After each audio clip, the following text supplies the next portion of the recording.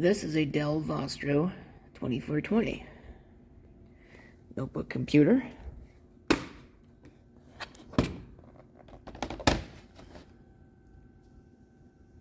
And in this video, I'm going to show you how to switch the hard drive. Tools that you'll need: standard Phillips screwdriver. This is a PH1. They're probably actually JIS screws, but PH1 works just fine. I have two little plastic spudger tools. You could probably use a kitchen knife if you really wanted to, but the plastic tools make sure that you don't mar any of the plastics. On the bottom of the laptop, there are 8 screws.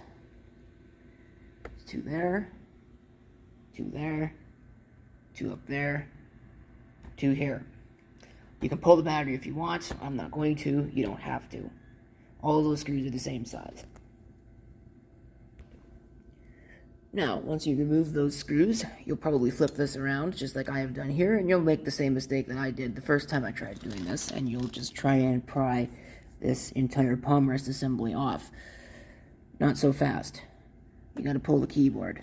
To pull the keyboard, there are tabs that you can see down in there. I think there's 4 of them total.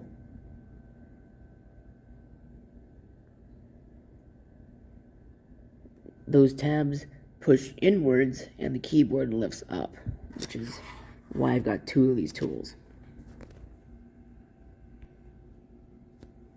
This is by far and away the worst part. Even with the plastic tools, you're not spared from scraping up the keyboard because it just does not want to come out of there. This was not a very good design. But you can do that. This little ribbon connector thing just flips up. And you can take the keyboard and get it out of your way. And that reveals 1 screw there, 1 screw there, 1 screw there. And they are different types than the ones that are on the underside of the machine, so you want to keep them separate. Okay, with those screws removed, we should be able now to simply undo all the latches on this. You might have to use the plastic tool in order to get in there. Of course, it's easier to do when you've got both your hands available. And you'll probably break some of these tabs, but this entire assembly can now come out. After, before I forget to mention them, you undo that ribbon cable there, and that ribbon there. They really did not make it easy. Okay, that stupid thing out of the way. Here's your drive. This is all you have to do, is just pull it out. Again, it might want to be a little bit difficult.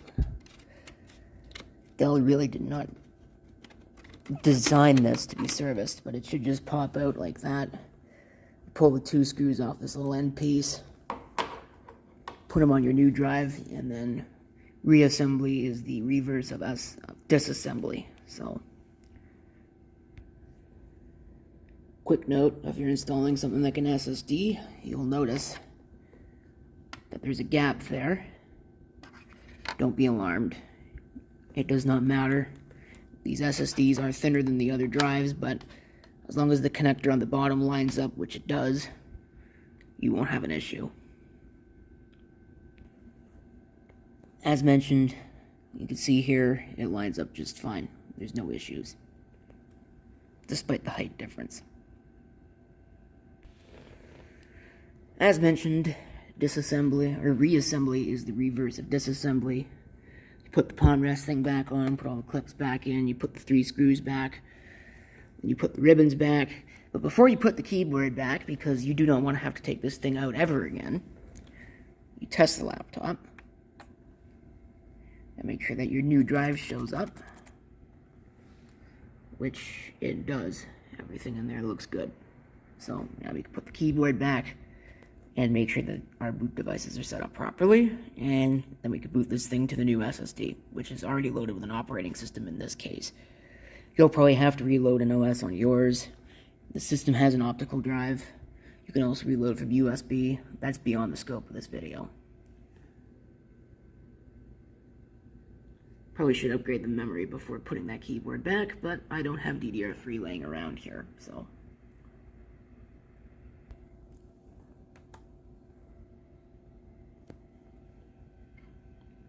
As a sidebar, I'm amazed this actually has a working battery. But there you go. There is swapping the hard drive on a Dell Vostro 2420.